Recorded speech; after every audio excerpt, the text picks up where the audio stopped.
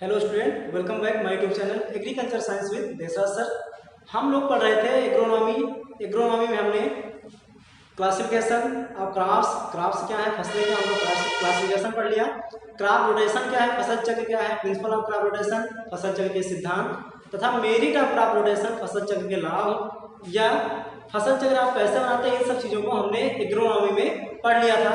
आज की वीडियो में हम आपको एक दूसरी सब्जेक्ट जो कि इंटरमीडिएट में एनिमल हस्बेंड्री के नाम से, और यही सब्जेक्ट जब आप बीएससी फर्स्ट ईयर में जाते हैं तो इंट्रोडक्टरी एनिमल हस्बेंड्री या पशुपालन एवं पशु चिकित्सा विज्ञान जिसको कहते हैं के नाम से जाना जाता है। आप अगर इंटरमीडिएट के स्टूडेंट हैं या आपने एग्रीकल्चर पढ़ा हुआ है इंटरमीडिएट में और आप बीएससी भी गए हैं तो आपने एनिमल हस्बेंड्री पढ़ा होगा, वही यहाँ पर आपकी इंट्रोडक्टरी एनिमल हस्बेंड्री हो जाती है। और जो बीएससी में लड़के आए हुए हैं उनका एक नया सब्जेक्ट होगा जिसको आप इंट्रोडक्टरी एनिमल हस्बेंड्री या पशुपालन की पहचान, पशुपालन का जो पहचान है उसका नाम क्या है, या इसको आप live stock production and management या पशुधन उत्पादन एवं प्रबंधन भी कह सकते हैं। ठीक, तो जो एग्रीकल्चर के स्टूडेंट हैं उन्होंने इंटर में पढ़ा भी होगा, जो नए स्टूडेंट हैं जिन्होंने मैथ या बायो से इंटर किया है और वो एग्रीकल्चर पढ़ रहे हैं तो उनके लिए एक नया सब्जेक्ट है जो कि आप बीएससी फर्स्ट ईयर में पढ़ते हैं। सब्जेक्ट है आपका इंट्रोडक्टरी एनिमल हस्बेंड्री। ठीक, तो इंट्रोडक्टरी एनिमल हस्बेंड्री, इसमें हम पशुओं के बारे में,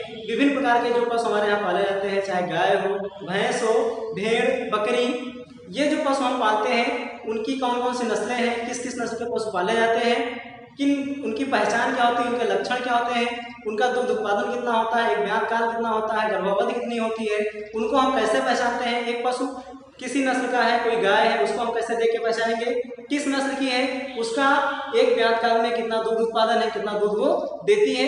ये सारी चीज़ें आपको इस सब्जेक्ट में इंट्रोडक्टरी ऑफ एनिमल हस्बेंड्री में पढ़नी है।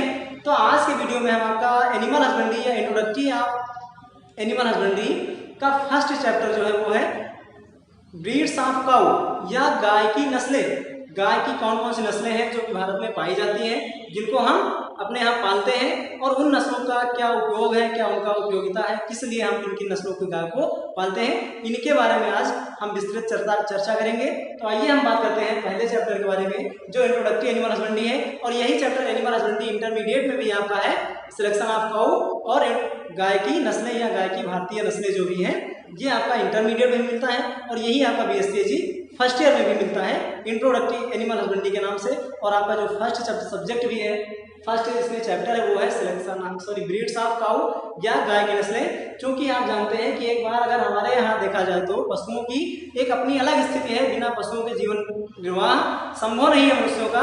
तो मानव जीवन में जितना मनुष्यों का खेती के ऊपर निर्भर करता है उतना ही बहुत कुछ हुआ पशुओं के ऊपर भी निर्भर करता है। पशुओं से हमसे कई सारी चीज़ें प्राप्त होती हैं जिनका हम अपने दैनिक जीवन में कई सारी चीज़ों में उपयोग करते हैं। तो ये जो सब्जेक्ट आपका है इंट्रोडक्टरी एनिमल हस्बेंड्री, चाहे आप चाहे लिख सकते हैं, आपका सब्जेक्ट है इंट्रोडक्टरी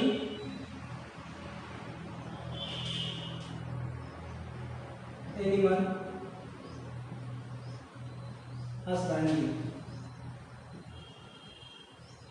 ठीक, इंट्रोडक्टरी एनिमल हस्बेंड्री, इसमें जो आपका फर्स्ट चैप्टर है वो है क्या है, ब्रीड्स ऑफ काउ।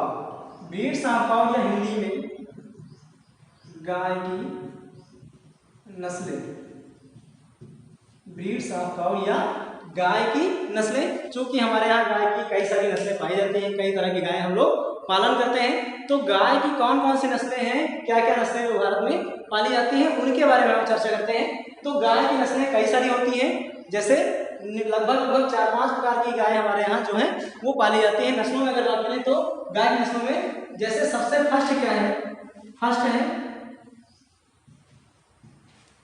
दुधारू नस्ल। फर्स्ट है गाय की नस्लों में, फर्स्ट है दुधारू नस्ल या इसको हिंदी में कहते हैं, इंग्लिश में इसको कहते हैं मिल्च ब्रीड्स।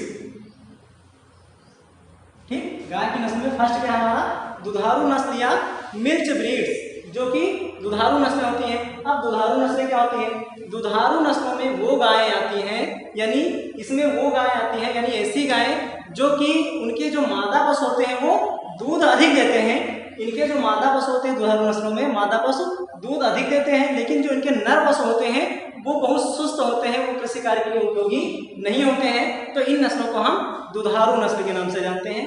क्या लिखेंगे कि दुधारू नस्लों में वो गायें आती हैं जिनके मादा पशु दूध अधिक देते हैं, लेकिन इनके जो नर होते हैं वो कृषि कार्य के लिए उपयोगी नहीं होते हैं, वो काफी सुस्त होते हैं। और दुधारू नस्लों में प्रमुख नस्लें कौन कौन सी होंगी, जैसे साहीवाल, ठीक, ये भारतीय नस्लों में दुधारू नस्लों में जैसे नस्ल है साहीवाल, कामा, सिंधी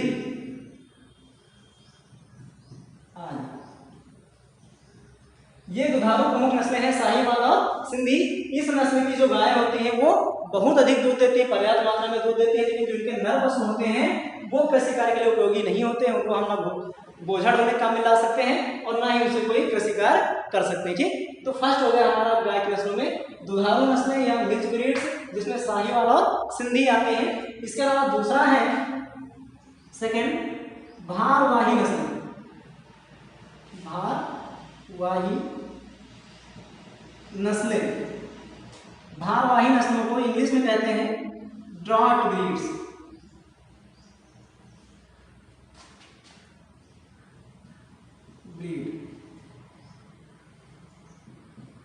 ड्रॉट ब्रीड या भारवाही नस्लें। भारवाही नस्लें क्या होती हैं, ये वो नस्लें होती हैं जिनके जो मादाएं होती हैं वो दूध कम देती हैं, लेकिन इनके जो नर पशु होते हैं वो बोझा ढोने के लिए और कृषि कार्य करने के लिए बहुत ही अच्छे माने जाते हैं। इन नस्लों को हम भारवाही नस्लें कहते हैं। तो क्या लिखेंगे आप कि जो भारवाही नस्लें होती हैं इनकी मादा दूध कम देती हैं, लेकिन इनके जो नर पशु होते हैं वो कृषि कार्य के लिए उपयोगी होते हैं, बोझा ढोने के लिए उपयोगी होते हैं। और भारवाही प्रमुख नस्लें कौन सी हैं, अमृत महल, कौन सी, अमृत महल, कामा, नागौरी, अमृत महल, नागौरी आदि। हम सिर्फ प्रमुख नस्लें बता रहे हैं जो भारवाही में आती हैं। तो भारवाही प्रमुख नस्लें कौन सी हैं, अमृत महल और नागौरी। ये ऐसी नस्लें हैं कि जिनकी मादाएं जो हैं दूध कम देती हैं, लेकिन इनके जो नर पशु होते हैं वो कृषि कार्य के लिए बहुत ही उपयोगी माने जाते हैं। ठीक, अब तीसरी अगर कौन सी नस्ल होगी, सेकंड तो भारवाही में, थर्ड है द्विकाजी नस्लें।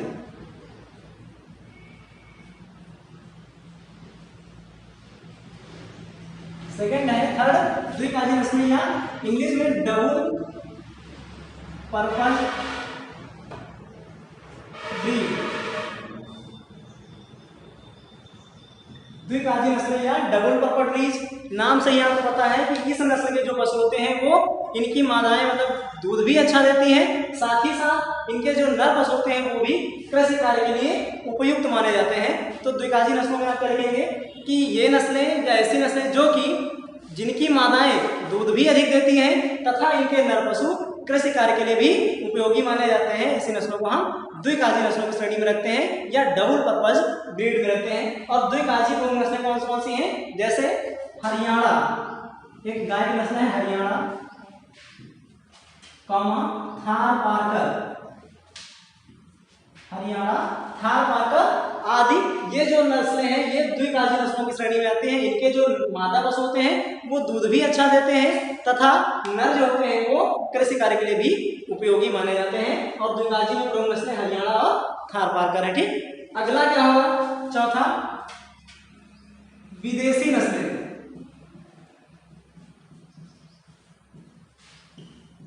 विदेशी नस्लें या फॉरेन ब्रीड्स,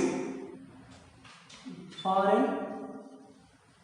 ब्रीड्स, विदेशी नस्लें या फॉरेन ब्रीड्स, ये ऐसी नस्लें होती हैं जो भारत में नहीं पाई जाती थी, विदेशों से आई हुई ये नस्लें हैं, इनको हम विदेशी नस्लें कहते हैं। और जो विदेशी नस्लें होती हैं इनकी मादाएं जो होती हैं वो बहुत अधिक दूध देती हैं, यानी विदेशी नस्ल की जो गाय होती है वो बहुत ज़्यादा दूध देती हैं और इनका मेन काम, इनको हम सिर्फ दुग्ध उत्पादन के लिए पालते हैं। ऐसी नस्लों को हम विदेशी नस्ल कहते हैं। जैसे विदेशी नस्लों में प्रमुख नस्लें कौन सी, जैसे जर्सी, जर्सी, कामा, होल्स्टीन, फ्रीजियन, जर्सी और होल्स्टीन फ्रीजियन, ये प्रमुख विदेशी नस्ल हैं जो कि विदेशों से आई हुई हैं। इनका प्रयोग हम दुग्ध उत्पादन के लिए करते हैं, या इनका पालन हम दूध प्राप्त करने के उद्देश्य से करते हैं। और जर्सी होल्स्टीन फ्रीजियन की जो मादाएं होती हैं, इस नस्ल की जो गायें होती हैं, वो बहुत अधिक दूध देती हैं। ठीक, तो ये हो गई गाय की प्रमुख नस्लों में। पहला दुधारू नस्ल, दूसरा भारवाही नस्लें, द्विकाजी नस्लें, चौथा है विदेशी नस्लें, लास्ट है हमारा फिफ्थ क्या है, संकर नस्लें। संकर नस्लें या इसको इंग्लिश में हाइब्रिड ब्रीड्स कहते हैं। संकर नस्लें या हाइब्रिड ब्रीड्स। संकर नस्लें क्या होती हैं कि ये वो नस्लें होती हैं जो कि विदेशी नस्ल के सांड एवं देसी नस्ल की गायों का क्रॉस कर करके तैयार की गई नस्लों को हम संकर नस्लें कहते हैं। ठीक, कौन सी गाय होती हैं कि विदेशी नस्ल का सांड और देसी नस्ल की गाय का क्रॉस करके जो नस्ल तैयार की जाती है या जो प्रोजनी हमको प्राप्त होती है वो संकर नस्ल की होती है। और ये भी हमारे लिए बहुत ही उपयोगी होती है। संकर नस्ल की गायें दूध के लिए बहुत ही अच्छी मानी जाती हैं। और संकर नस्लों में कौन सी गायें आती हैं, जैसे करन स्विस, करन फ्राइज आदि। करन स्विस और करन फ्राइज आदि ये प्रमुख संकर नस्लें हैं जो कि भारत में पाली जाती हैं। इनका करन स्विस है, करन फ्राइज है, आयरशायर है और भी कई सारी संकर नस्लें हैं।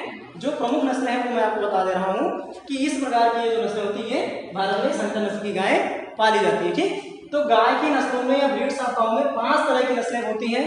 इनकी अलग अलग उपयोगिता है। अब इनमें कौन कौन सी नस्लें हैं इनके बारे में आपको बताएंगे। जैसे फर्स्ट दुधारू नस्लें हैं। तो दुधारू नस्लों में मैंने कहा कि इसमें वो गायें आती हैं या वो पशु आते हैं जिनकी मादाएं बहुत अधिक दूध देती हैं, लेकिन इनके जो नर होते हैं वो कृषि कार्य के लिए उपयुक्त नहीं माने जाते। इनकी प्रमुख नस्लें साहीवाल और सिंधी हैं। दूसरा भारवाही नस्लें, वे नस्लें होती हैं जिनकी मादा दूध कम देती हैं, लेकिन इनके जो नर होते हैं वो खेती के लिए, कृषि कार्य के लिए, बोझा ढोने के लिए उपयोगी माने जाते हैं। और भारवाही प्रमुख नस्लें अमृतमहल और नागौरी हैं। थर्ड है द्विकाजी नस्लें, double purpose breed. Double purpose breed वो नस्लें होती हैं जो कि बोझा ढोने के लिए भी प्रयोग की जाती है और दूध उत्पादन के लिए भी प्रयोग की जाती है। यानी इनकी जो नस्ल होती है इनमें इनकी मादाएं दूध भी अच्छा देती हैं और इनके जो नर पशु होते हैं वो कृषि कार्य के लिए भी उपयोगी माने जाते हैं। और द्विकाजी नस्लों में कौन कौन सी नस्लें आती हैं, हरियाणा और थारपारकर, ये प्रमुख डबल पर्पज ब्रीड या प्रमुख द्विकाजी नस्लें मानी जाती हैं। फोर्थ है विदेशी नस्लें या फॉरेन काउस। विदेशी नस्लें जो है ये भारत में नहीं पाई जाती थी, अब जो है विदेशों से आई हुई हैं। और इनकी जो मादाएं होती हैं, जो इनकी गायें होती हैं, वो बहुत अधिक दूध देती हैं। इनका पालन हम मुख्यतः दुग्ध उत्पादन के लिए करते हैं। इसी नस्लों को हम विदेशी नस्लें कहते हैं। और इसमें प्रमुख नस्लें हैं जर्सी और होल्स्टीन फ्रीजियन आदि भी कई सारी हैं, लेकिन जर्सी और होल्स्टीन फ्रीजियन इनकी प्रमुख नस्लें हैं। इसके बाद लास्ट आपको बचा संकर नस्लें या हाइब्रिड ब्रीड्स। संकर नस्लें क्या करते हैं कि जब हम विदेशी नस्ल का सांड और देसी नस्ल की गाय का क्रॉस कराते हैं तो हमको जो प्रोजनी प्राप्त होती है या जो प्रोजनी मिलती है वो संकर नस्ल की होती है। ये गाय भी हमारे लिए बहुत ही उपयोगी मानी जाती है। दुग्ध उत्पादन भी इन गायों का अच्छा रहता है। ठीक, तो ये हो गई ब्रीड्स ऑफ काऊ। आज के लिए बस इतना ही। इस वीडियो में हमने पढ़ा कि गायें किन किन नस्लों की हमारे यहाँ पाली जाती हैं। अगले वीडियो में हम बताएंगे कि जो दुधारू नस्ल है, दुधारू नस्ल में जो साहीवाल नस्ल है, इसकी पहचान क्या है, इसकी प्रमुख विशेषताएं क्या हैं, आवास स्थल कहाँ है, कहाँ से लाई गई है, इनकी दुग्ध उत्पादन, एक ब्यात काल में इनका दुग्ध उत्पादन कितना है तथा कितने लीटर दूध एक ब्यात काल में ये दे सकती हैं, और कैसे आप पहचानेंगे कि साहीवाल नस्ल की गाय कौन सी है और सिंधी नस्ल की गाय कौन सी होती। ठीक, तो आज के लिए बस इतना ही। आप लोगों ने समझ भी लिया होगा कि गाय की नस्लें कौन कौन सी हैं। बाकी अगले वीडियो में हम आपको बताएंगे कि साहीवाल नस्ल क्या है और साहीवाल नस्ल की प्रमुख विशेषताएं क्या होती हैं, उनका दुग्ध उत्पादन कितना होता है और एक दिन में वो कितने लीटर तक दूध देती हैं, एक ब्यात काल में कितने लीटर तक दूध दे सकती है साहीवाल नस्ल की गाय। ठीक, आज के लिए बस इतना ही।